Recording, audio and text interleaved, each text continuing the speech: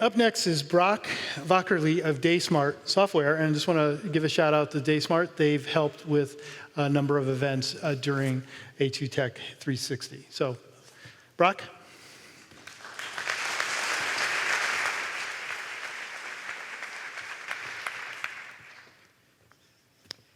Hi, I'm Brock Wackerle, and I'm from DaySmart Software. I'm a search engine optimization strategist, which basically means I reverse engineer Google's search algorithm to create an increase in traffic flows to our website and do it for free. While I search for myself, I'm creating myself. Whenever I tell people what I do and they work for a company that has a website, the first thing they do is flood me with questions. But SEO is complex. There isn't one that is going to help you open the floodgates to all of that organic search traffic. And I think we as digital content strategists overcomplicate our search strategies when at the end of the day, people are just trying to search for something with purpose. So today, I'm going to open up to you kind of what I do with my search strategy. We have, in the past 6 months, increased our organic traffic by 150%. So I'm going to give you some approaches on how I did that. And the best way I feel like I can introduce myself, since I work with search every day, is by opening up my search history to you. I went to Regent's University in London for international relations, so I love policy, I love culture, I love studying people. And I'm also a news junkie. I love everything about news, and I try to gain as much news access from all over. So when I put in my search, right now, I can't. I just can't. So I'm going to take myself to a happy place, and my mother and I both happen to love the same musical artist odd enough, and I'm pretty sure I heard something about a world tour happening. So, yes, she is on world tour. So I got to find the dates and book the tickets, and they look pretty expensive. So when is my mortgage? I'm sorry, not mortgage, student loan. That's the word I'm looking for. When's my student loan due? So if you are not seeing these logos and cringing in your seat right now, it's a safe bet for me to assume you're not native to digital search landscapes. So I also, back to something fun to get those logos off the screen, I love roses, and I'm a rosarian, and I'm a millennial. So of course, I have a blog and an Instagram channel where I'm also just trying to find other weird Celine Dion rose-loving weirdos like me. But the reason I do that is for search. And I'm a search strategist. I do everything online. And Google's search algorithm is constantly changing. And that change means I have to be on my game at all times.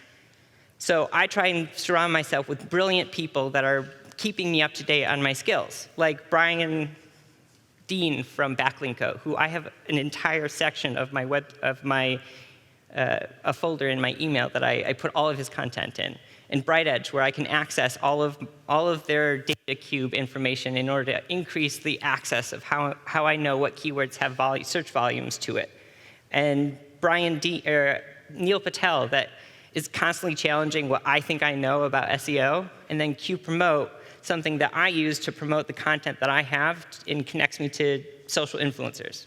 I'm not a paid sponsor of any of these people. I'm just an SEO strategist that actually uses these as my influencers. I show you my search history because through that search, you realize kind of who I am. And we as digital marketers, I think, sometimes get a little sidetracked by the fact that, what the quick fixes are and how we can get those 6 simple tips to increase our organic traffic flows. But we forget in that process that people are complex, multifaceted human beings that have a very diverse search background.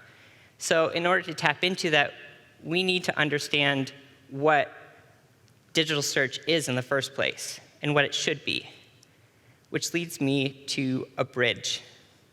Not just any bridge, the Mackinac Bridge. Digital content is a bridge bringing traffic to your website. And most bridges increase as much traffic from one side to the other without any sort of discriminatory process that's going to challenge that. But I don't want my SEO strategy to be any bridge. I want it to be a bridge that's a little different, like the Mackinac Bridge. And if you're from Michigan, you might get this reference. What does the Mackinac Bridge do that's different than the Brooklyn Bridge? It's promising something on the other side. That promise of clean air and fresh water and a little bit of grape fudge. So with that promise, you're going to do a 4-hour drive up to northern Michigan to achieve, and once you get there and see that greenery, the expectation needs to be matched. That's your strong lead. That's your quality lead. The person that's going to get up there, respect it, buy into it, and understand it, and get there as much as they want. That's what digital content should be. That's what an SEO strategy should be. Not just any bridge, but the Mackinac Bridge. People always ask me, why am I only talking about Google? Well, Google makes up everything we search. When 90.46% of the global market is run through search on Google, of course that's what I want to tap into. And 63,000 of those searches are happening every second. Why would I not be tapping into Google? Google's search algorithm, like I mentioned to you, is constantly changing.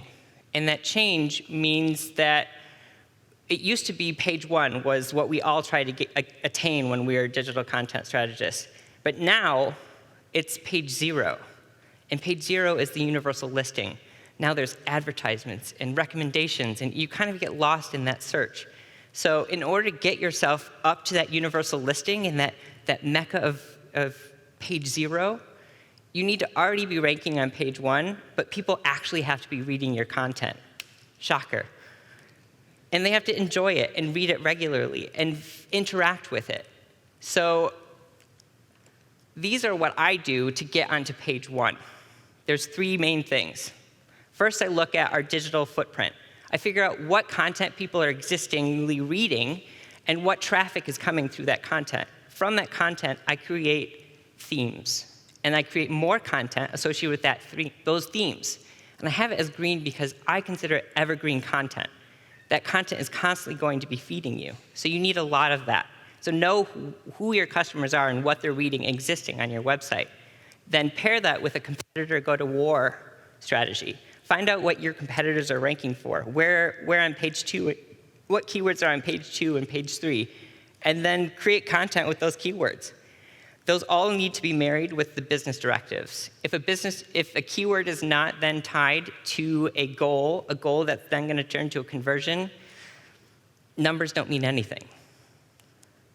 So this is how it's translated then to our digital content. In June, we launched one of our product's new websites, and we had a complete new SEO strategy. It doesn't matter how many keywords you're listed on your website. It's about what keywords you're ranking on pages 1 through 3, because no one's going to page 4 through 1,000.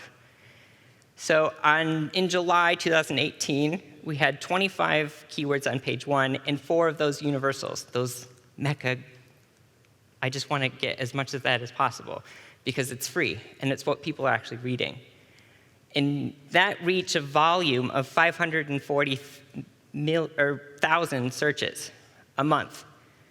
Well, 4 months go through, and suddenly you start ranking for those keywords because you have content that's strategized, that is built for what people actually want to read. So Google will rank those keywords. Suddenly it jumped up to 45 keywords on page 1. That translated to over 1.2 million potential searches every single month of people seeing our content. That's what increased our traffic, organic traffic, to 150%. SEO is changing. People are native to the language of search, and they recognize BS. They recognize clickbait, and they won't stay there long. And Google's changing their algorithms to understand that and accommodate that and promote content that people are actually reading. So your digital content you need to create more of that evergreen content because that's what people want to read. That's who people are, because we're all just trying to search for something that we are, whether it's Celine Dion or a rose or our news or fudge up in Mackinac. So my search will go on.